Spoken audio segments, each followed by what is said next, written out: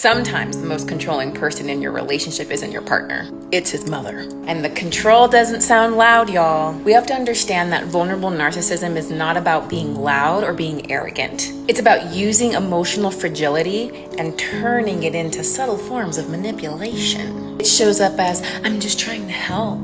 You've replaced me.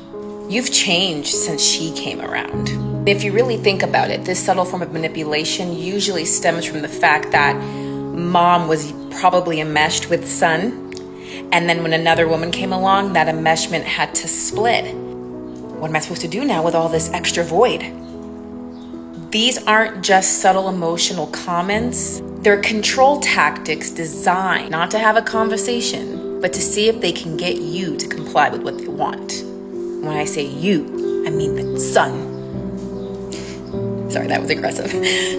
In mother-in-law dynamics, typically what this will look like is she will insert herself into your parenting dynamics and then cry in victim when you set boundaries for her. She'll also make herself the victim anytime your partner tries to make the household the priority. She'll triangulate to your partner with things such as, I feel left out or disrespected. Now what ends up happening is four guys in the middle.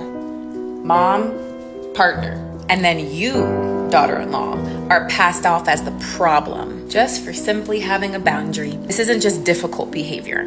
It's unprocessed trauma, enmeshment, and identity confusion. And we have to understand that some mother-in-laws never actually separate from their son. And now your presence feels like rejection. So she clings harder. Not through force though, through guilt, through shame, and through emotional collapse. Vulnerable narcissism is not talked about in families enough. Because when women weaponize guilt, we call it pain, not power. But covert control is still a form of control. You're not wrong for wanting boundaries, and you're not the problem for wanting peace. You're also allowed to say no, even if somebody cries about it. That's when you let them. Have to let her sit in it. I call it shit-sitting reflection time.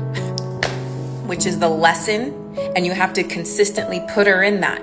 Not remedy it for her, not self-soothe it for her. Some of the times when I've worked with mothers that are like this, they've never learned the skills of self-regulation, which is why they're projecting it onto the marriage of her son or the relationship of her son to try to get control.